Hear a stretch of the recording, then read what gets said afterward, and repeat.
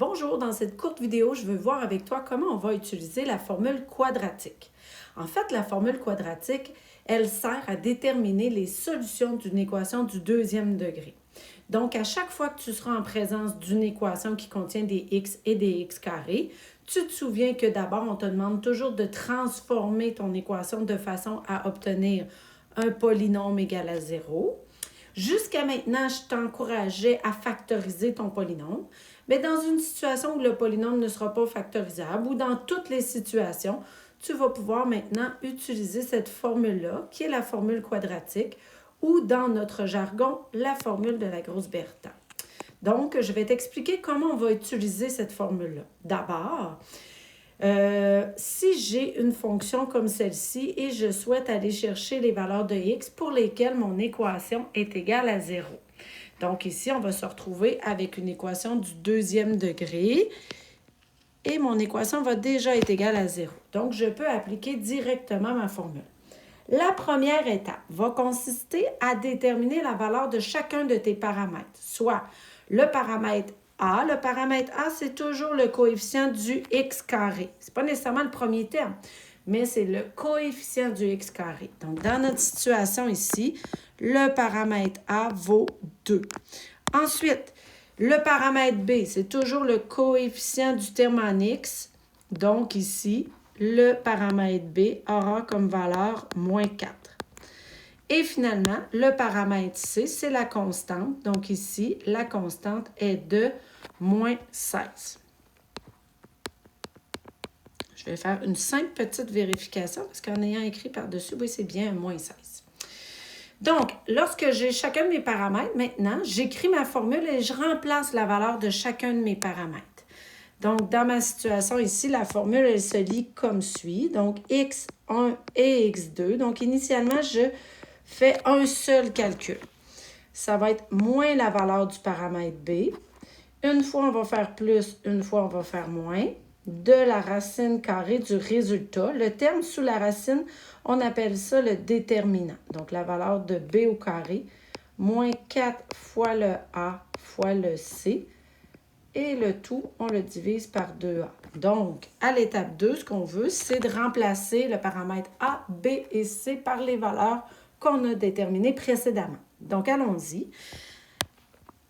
Le x1 et x2 moins la valeur du paramètre B. Vous savez, quand on remplace un paramètre ou une variable, on la met toujours entre parenthèses. Donc, ici, moins la valeur de moins 4. On fera les changements de signe appropriés. Ensuite, B au carré. Donc là, il faut voir que la valeur du paramètre B, c'est moins 4, qu'on va devoir élever au carré. Moins 4 fois le paramètre A, qui est 2, fois le paramètre C, qui est moins 16. Le tout divisé par 2 fois le paramètre A. Dans notre situation ici, là, par où commencer? On respecte toujours la priorité des opérations. Et ici, la valeur sous la racine, ce serait la première chose à faire qui serait considérée comme une parenthèse. Donc, on va aller d'abord aller chercher la valeur de mon déterminant, donc ce qui est sous la racine. Donc, la valeur sous ma racine, j'ai le B au carré et j'ai une chaîne de multiplication.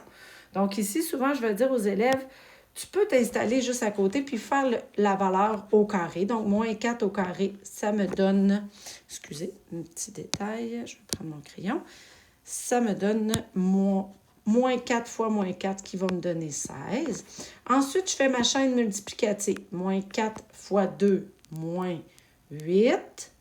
Moins 8 fois moins 16 qui nous donne 128.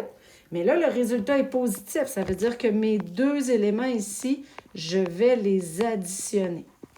Ensuite, justement, je fais l'addition de mes deux termes qui me donne 144. À cette étape-ci, moi, je prends toujours le temps de réécrire ma formule avec les résultats obtenus. Donc, moins 4, tout de suite, je le simplifie comme étant 4. Une fois, je vais faire plus, une fois, je vais faire moins. De la racine de 144 et le tout sur 4. Et là, on vient de simplifier notre chaîne de calcul. La prochaine étape consisterait à aller chercher justement la valeur de ma racine. Donc, la racine de 144, c'est 12. Donc, je vais aller réécrire mes éléments. Donc, ici, je vais obtenir que le x1 suivi du x2, je vais l'obtenir en faisant 4. Une fois, je vais faire plus. Une fois, je vais faire moins de 12 divisé par 4. Et c'est à ce moment-ci où je vais séparer justement mon équation qui va me permettre de retrouver mes deux solutions. Donc, mon x1, je vais faire l'addition. Donc, je vais faire 4 plus 12. Donc, c'est mon numérateur. Donc, il y a une parenthèse sous-entendue. Et le deuxième calcul, je vais faire 4 moins 12 divisé par 4. Donc, dans ma situation ici, je fais ma chaîne d'opération. 4 plus 12, ça me donne 16, divisé par 4 me donne 4. Donc, le premier x serait 4. Et le deuxième x, donc 4 moins 12, ça me donne moins 8, divisé par 4, bien, ça me donne moins 2. Et voilà. Donc, pour utiliser cette formule-là, il faut juste prendre notre temps, comme pour toute formule. On identifie comme il faut chacun de nos 3 paramètres.